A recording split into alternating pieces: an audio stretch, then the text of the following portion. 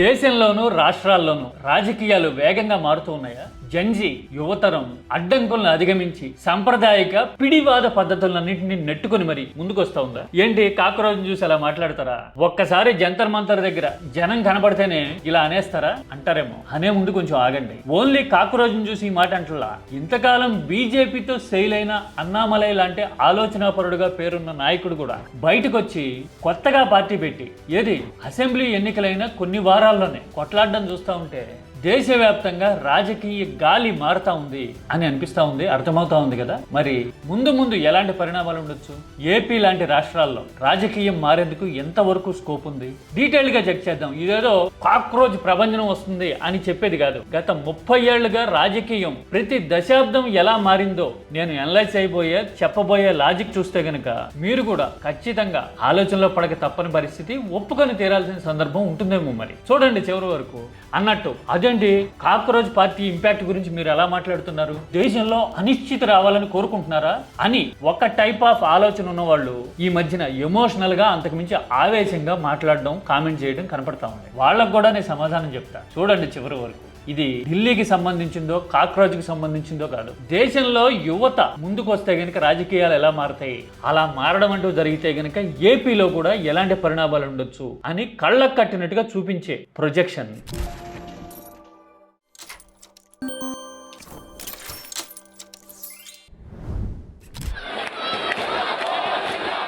చూస్తూ ఉన్నారు కదా ఈ జనము, ఈ ప్రభంజనము. జంతర్ మంతర్ దగ్గర ఢిల్లీలో ఇలాంటి కోలాహలం చూసి దాదాపు 13-14 ఏళ్ళు అయింది కదా. 13-14 ఏళ్ళని ఎందుకన్నా, ఇప్పుడు కాక్రోజ్ కోలాహలం 13-14 ఏళ్ల కిందట అన్నా హజారే అప్పటి యూపీఏ ప్రభుత్వం మీద అసలు కాంగ్రెస్ కూటమి అవినీతిమయమైపోయింది అనే ప్రచారంతో ఇదిగో ఇలాగా భారీగా జంతర్ మంతర్ దగ్గర అప్పట్లో జనం పోరాటానికి దిగడం చూస్తుంటాం. ఆ పోరాటం దేశ రాజకీయ ముఖ చిత్రాన్ని మార్చడం చూసాం కదా.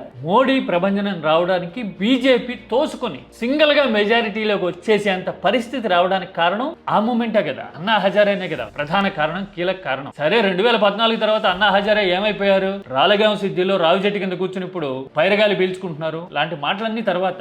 కారణమైతే అన్నా హజారే పోరాటమే కదా. ఎప్పుడైనా సరే పోరాటం ఎంత ఇంపాక్ట్ చూపిస్తుంది అని చెప్పడానికి ఈ మధ్య కాలంలో అది తిరుగులేని రుజువు. ఇందులో పొలిటికల్ ఐడియాలజీతో సంబంధం లేదు. ఒకసారి ప్రభుత్వం మీద, అధికారంలో ఉన్న వాళ్ళ మీద అసంతృప్తి గనక పోరాటంగా రోడ్డెక్కితే పరిణామాలు మారుతాయి. బై ప్రొడక్ట్స్ ఊహించినట్టుగా ముందుకొస్తాయి, ప్రజల ముందుకు వస్తాయి. అన్నా హజారే పోరాటం ఒక రాజకీయ మొమెంటాన్ని క్రియేట్ చేస్తే బై ప్రొడక్ట్ ఏంటి ఆ పోరాటానికి?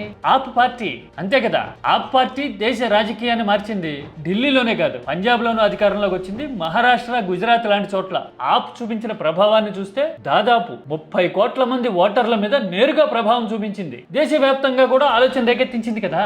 అంటే ఉద్యమం వేరు, బై ప్రొడక్ట్ వేరు. అందుకోసం ఇప్పుడు కాక్రోజ్ పోరాటం మీద దేశవ్యాప్తంగా ఉత్సుకత, ఆసక్తి ఉన్నాయి. ఆ పోరాటానికి బై ప్రొడక్ట్ ఎలా ఉంటుంది అని ఇప్పుడు ఆలోచిస్తా ఉన్నారు. ఇంత ఆలోచన కారణం ఏంటి? దేశం ఆల్రెడీ ఆర్థిక సంక్షోభంలో ఉంది. 12 ఏళ్ల పాలన గురించి చాలా క్రిటికల్ గా డిస్కషన్ జరుగుతూ ఉంది. బంగారం కొనొద్దు, పెట్రోల్ డీజిల్ వాడొద్దు అని ఎక్కడికక్కడ బిడాయించుకుని కూర్చోవాల్సిన పరిస్థితిలో భారతదేశం ఉంది అంటే ఎవరి వైఫల్యం అని చదువుకున్న వాళ్ళకి, తెలియగల వాళ్ళకి, వాస్తవాలు చూడగలిగిన దృష్టి ఉన్న వాళ్ళకి అర్థమవుతా ఉంది. పైగా నీట్ లాంటి సంక్షోభాలు వచ్చి విద్యార్థులు, పసిబిడ్డలు ప్రాణాలు పోగొట్టుకుంటున్న, ఆత్మహత్యలు చేసుకుంటున్న స్థితి ఇప్పుడు దేశంలో కాస్త సోయిగల వాళ్ళందరినీ ఆలోచనలో పడేస్తా ఉంది. వ్యవస్థ వైఫల్యం వల్ల ప్రాణాలు పోతున్నాయి అని కనీసం కన్సర్న్ తో అధికారంలో ఉన్న వాళ్ళు ఒక మాట మాట్లాడలేని, ప్రకటన చేయలేని పరిస్థితిని దేశం చూస్తా ఉంది కదా. అందుకోసం ఈ రెండు ప్యారలల్ గా కనపడతా ఉన్నాయి. ఒకటి కాక్రోజ్ లాంటి పోరాటాలు, రెండోది వ్యవస్థాపరంగా ఎదురవుతున్న వైఫల్యాలు. అందుకోసమే ఇప్పుడు ఎలాంటి ప్రభావం ఉంటుంది అనే క్యూరియాసిటీ పెరుగుతా ఉంది. ఎలాంటి ప్రభావం ఉంటుంది క్రానికల్ గా చూద్దామని చెప్పా కదా. ప్రతి దశాబ్దానికి ఒకసారి దేశంలో రాజకీయ గాలులు మారుతా ఉన్నాయి. మరీ నేను చరిత్ర పూర్వయుగానికి పోను, ఒక 30 ఏళ్ల చరిత్రను తిరిగేద్దాం. 95 నుంచి 2004 వరకు దాదాపు దశాబ్ది కాలం కదా. ఆ డికేడ్ చూడండి ఒకసారి. సంకీర్ణ శకం వచ్చింది. చిన్న పార్టీలతో కలిసి ప్రభుత్వాన్ని కూడగట్టేందుకు ప్రయత్నాలు జరిగినాయి. దేవగౌడ్ లాంటి వాళ్ళు, ఐకే గుజరాల్ లాంటి వాళ్ళు కింద మీద అయినా గానీ వాజ్పేయి మాత్రం నిలబడ్డారు కదా. మొదట్లో ఆయనకు కూడా ఎదురు దెబ్బలు తగిలినా గానీ ఇదిగో సంకీర్ణాన్ని, ఈ ఈక్విలిబ్రియంతో సమతూకంతో ఇలా నడపాలి అని నాయకత్వ దక్షతని చూపించిన ఎరా కదా ఎన్డీఏ. మరీ ముఖ్యంగా 1998-99 నుంచి 2004 పీరియడ్ సంకీర్ణ శకంలో స్వర్ణయుగం కదా. ఆ తర్వాత ఇదే ఫార్ములాని ఇదే మోడల్ని కాస్త ఆల్టర్ చేసి ప్రభుత్వానికి మన్మోహన్ నాయకత్వం, రాజకీయానికి కాంగ్రెస్ మూల బిందువు అన్నట్టుగా ఒక డిఫరెంట్ ఫార్ములాని డిరైవ్ చేసి 2004 నుంచి 2014 వరకు దేశాన్ని నడిపించడం చూశాం కదా. రాజకీయంగా ఆ టెన్యూర్ మీద ఎవరికి ఎలాంటి అభిప్రాయం ఉన్నా గానీ అభివృద్ధి పరంగా, ఆర్థిక సంక్షేమం పరంగా, సవాళ్లను ఎదుర్కోవడంలో సత్తా సామర్థ్యం పరంగా ఎవ్వరూ క్వశ్చన్ చేయలేని టెన్యూర్ కదా అది. ఆర్థిక మాంద్యం వచ్చినా, ఆసియా ఆర్థిక సంక్షోభం వచ్చినా గానీ 2009 పీరియడ్ లో బ్రహ్మాండంగా ఎదుర్కోవడమే కాదు, ఆర్థిక సంస్కరణలు కూడా చాలా వేగంగా దూరదృష్టితో ముందుకు తీసుకొచ్చిన చరిత్ర మన్మోహన్ హయాంది కదా. అందుకోసమే అప్పట్లో డాలర్ వాల్యూ 55 నుంచి 64 రూపాయల మధ్యనే ఉంటుంది.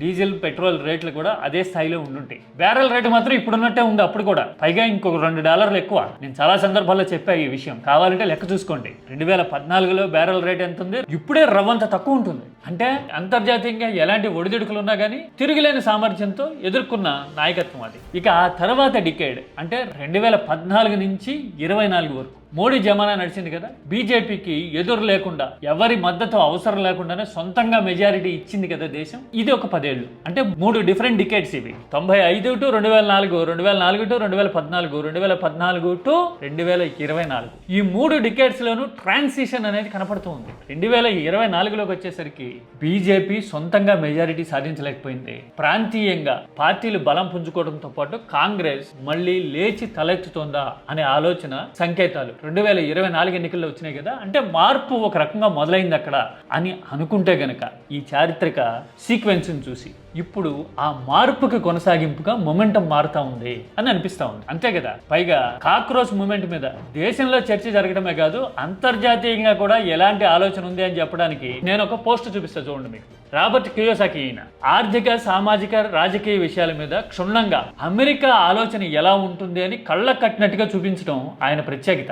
రిచ్ డాడ్ పూర్ డాడ్ పుస్తకం రాశారు అని నేను గతంలో కూడా చెప్పున్నా, చాలా మందికి తెలుసు కూడా కదా ఆ విషయం. ఇప్పుడు ఆయన చూడండి కాక్రోచ్ పార్టీ మీద ఇలా అన్నారు అంటే అమెరికా లాంటి దేశాల్లో ఎలాంటి చర్చ జరుగుతోంది ఇండియాలో పరిణామాల మీద అని చెప్పడానికి ఇది ఒక తిరుగులేని రుజువు అనుకోవాలి. అంతే కదా, ఇది ఒక ఇండికేటర్, ఇంటిమేషన్. ఇంకొక పక్క నుంచి కాక్రోచ్ లోనే కాదు, విత్ ఇన్ ద బీజేపీ కూడా చర్చ జరగడము, మార్పు కావాలి అని కోరుకుని అన్నామలై లాంటి వాళ్ళు బయటికి రావడం అనేది కీలక పరిణామం. పైగా తమిళనాడులో ఎన్నికల ఫలితాలు వచ్చి కొత్త ప్రభుత్వం వచ్చిన కొద్ది వారాల్లోనే అన్నామలై పార్టీ పెట్టి కొట్లాడుతా అనడం అనేది ఎంతటి ప్రభావం చూపించబోయే పరిణామం అనుకోవాలి. అంతే కదా, కొత్తగా ప్రభుత్వం వచ్చింది, మరో 3 ఏళ్ల వరకు లోక్సభ ఎన్నికలు లేవు, అసెంబ్లీ ఎన్నికలు అయితే 5 ఏళ్లకి. అయినా సరే ఆయన రంగంలోకి దిగారు అంటే యువత మార్పు కోరుకుంటున్నారు. పొలిటికల్ ఎగ్జిస్టెన్స్ కి కొత్తగా భావజాలం తలెత్తేందుకు అవకాశం ఉంది, ఇది రైట్ టైం అని అన్నామలై లాంటి ఆలోచన పరుడు అనుకున్నట్టు కదా. మరి ఇలాంటి సంకేతాలు చూస్తే, పరిణామాలు చూస్తూ ఉంటే రాజకీయ గాలి మారుతోంది అని అనిపించడం చూస్తే ఏపీ లాంటి రాష్ట్రాలకు ఏం అర్థమవుతుంది? కాక్రోజ్ వరకు పోకర్లా మనం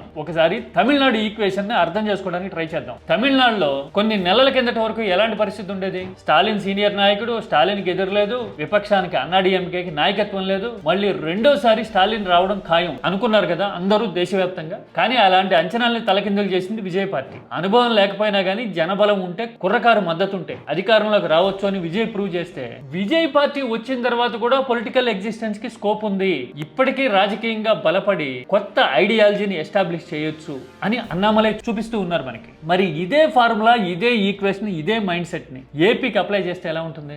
ఏపీలో ఉన్నది 2 పార్టీలు, ఒకటి విపక్షం వైసీపీ, ఇంకొకటి అధికార పక్షం కూటమి. జనసేన అనే 3వ పార్టీ ఉన్నా గానీ 3వ పార్టీకి లెక్కేయడానికి ఏముంది? విధానాల పరంగా, ఎజెండా పరంగా టీడీపీతో పూర్తిగా మిళితమైపోయిన పార్టీ కదా, కలగలిసిపోయిన పార్టీ కదా జనసేన. అందుకని టీడీపీ ఒకవైపు, వైసీపీ ఒకవైపు ఉన్నాయి ఇప్పుడు. పైగా నిరంతరం ఒకళ్ళ మీద ఒకళ్ళు ఆరోపణలు చేసుకోవడానికి గొడ్డల పార్టీ అని వాళ్ళంటే అన్నింటా అవినీతి జరుగుతోంది అని వీళ్ళంటూ రాజకీయ పార్టీ ముసుగులో గొడ్డలి పార్టీ కుట్రలు చేస్తా ఉంది. ఈరోజు చంద్రబాబు నాయుడు గారి హయాంలో ఎక్కడ చూసినా గానీ దోచుకో, పంచుకో, తినుకో, బైపోలార్ ఫైట్ అనేది జరుగుతూ ఉంది కదా. ఇలాంటి టైంలో గనక న్యూట్రల్ గా ఉండేవాళ్ళు, ఆలోచన గలవాళ్ళు, అన్నిటికీ మించి యువత, కులాలకు అతీతంగా కాసేపు కుల చొక్కాలు కొక్కాలకి తగిలించి ఆలోచిద్దాం రాష్ట్రం గురించి, భవిష్యత్తు గురించి. అలా ఆలోచించే పరిస్థితి ఉంటే గనక ఏపీలో రాజకీయం మారేందుకు అవకాశం ఉంటుందా? ఒక న్యూట్రల్ ఫోర్స్ జనం వైపు నుంచి, ఏది అన్నామలై చెప్తున్నట్టుగా ఆయన వీ ద లీడర్స్ అంటున్నారు కదా, అంటే మనమే లీడర్లు అంటున్నారు కదా,